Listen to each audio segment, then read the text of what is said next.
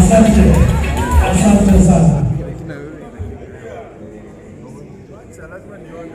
2022, millions of Kenyans turned out in large numbers in an attempt to choose their leaders at the national, county, and local levels after long and generally peaceful campaigns.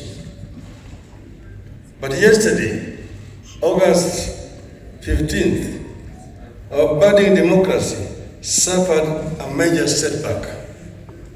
As a result, Kenya faces a grave legal and political crisis as a result of the actions of Mr. Wafula Chebukati, the chairperson of the Iebc. The Constitution and our laws are clear about how the Iebc should conduct its business. There is no more important role for the Iebc than the conduct, transmission, and tallying of the presidential election. We are painfully aware of the past political biases by the Iebc that plunged this country into its darkest chapter. The terrible memories of the aftermath of the 2007 elections are still fresh in our minds. In 2017, the Supreme Court of Kenya nullified the presidential election again because of the misconduct of the Iebc. What we saw yesterday was a travesty and a blatant disregard of the Constitution and the laws of Kenya by Mr. Chebukati and the minority of Iebc commissioners.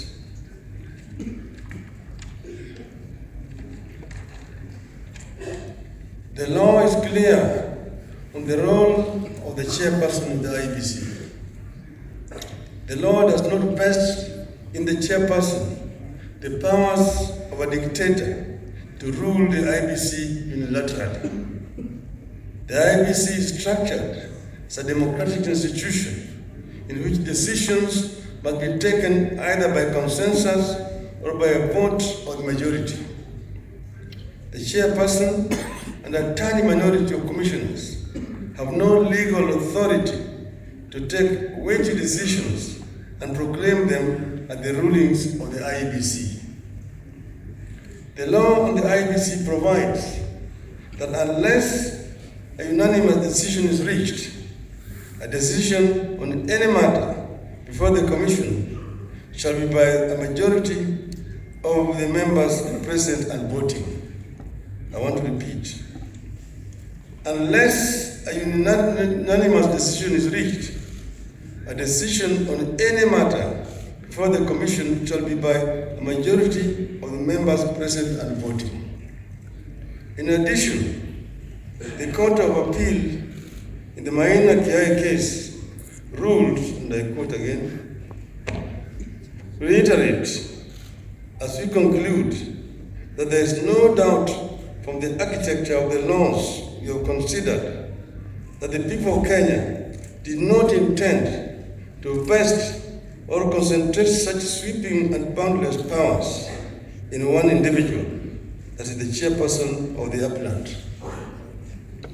That is why I and Azimio, La Umoja, One Kenya, and the nation at large were shocked yesterday to learn that Mr. Chebukati alone decided to pronounce himself on the supposed winner of the 2022 presidential elections.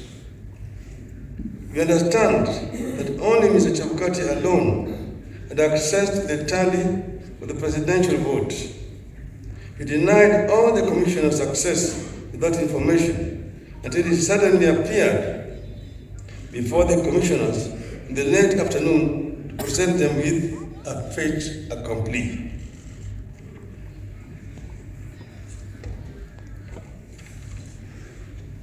Barely 2 hours before his announcement, Mr. Chebukati called a meeting of the Iebc and revealed to them the different results he was going to announce.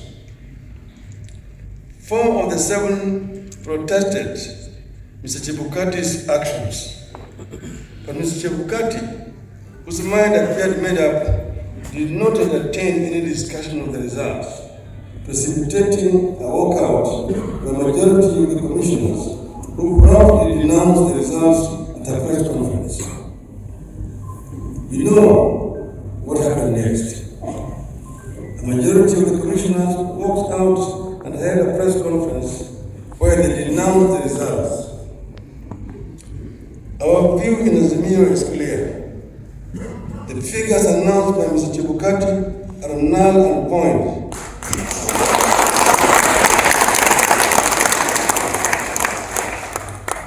The figures announced by Mr. Chebukati are null and void and must be quashed by a court of law.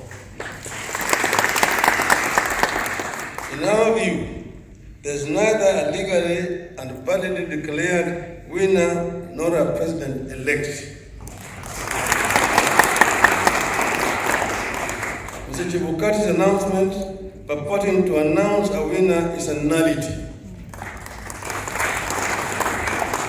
He acted with gross impunity and in total disregard of the Constitution.